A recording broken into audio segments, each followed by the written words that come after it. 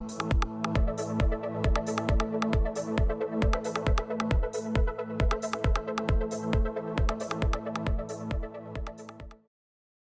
media metrics and social media for customer insight. So social media can be used for qualitative and quantitative research. Qualitative research is deep insight into the understanding of customer behavior. And above all, with social media, you can do that because you have a lot of content. Not only quantitative data that is some figures, some metrics, but you have actually observed and recorded behavior. For example, YouTube videos so that you can analyze photo postings, and you have text data. So this is really, really important input that you can use to understand customers. In marketing, traditionally, we distinguish between qualitative and quantitative data.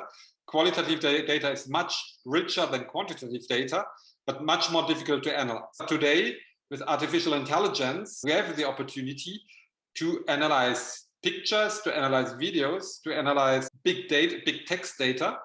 And that is why the posts which are done on social media are very important to understand customers and to get customer insights.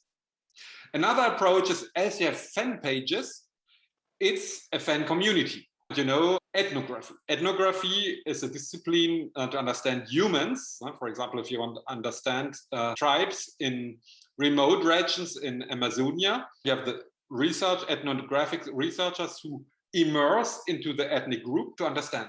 This is ethnography. But you can apply this technique also to social media communities, because the aim is to understand how people behave in the community.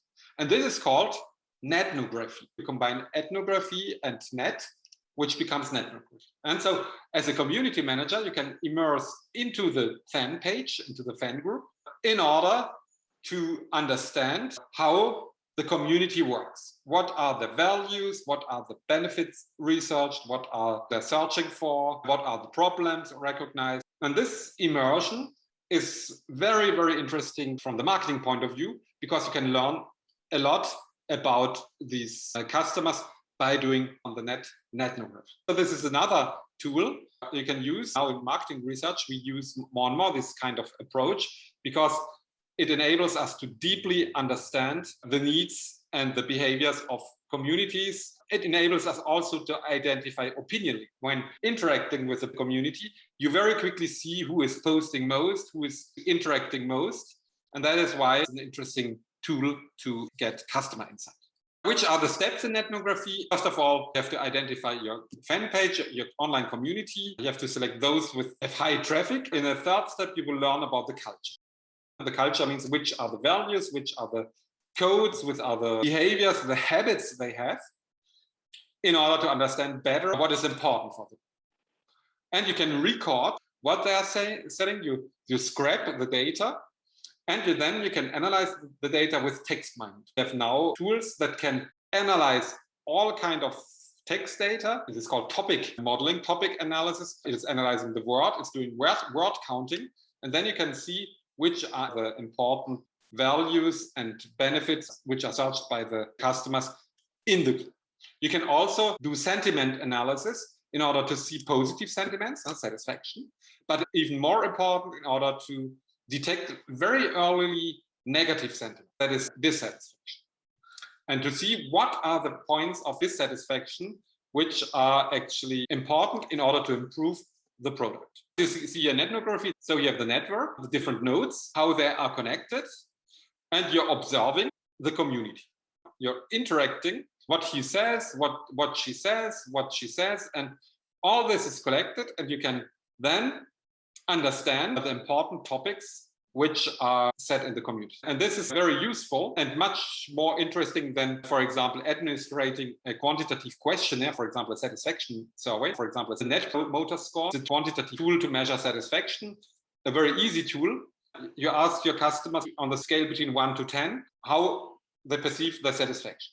1 means no satisfaction, 10 means high satisfaction, and it also includes recommendation. 10 means I'm highly satisfied and I'm ready to do recommendations, and 1 means I'm not satisfied and I do not do recommendations. The Net Promoter Score is a very easy scale, highly used by firms, but it does not really give you information why customers are satisfied or dissatisfied. Various qualitative research, and namely Netnography, enables you to see why customers are dissatisfied or why they do not recommend the brand.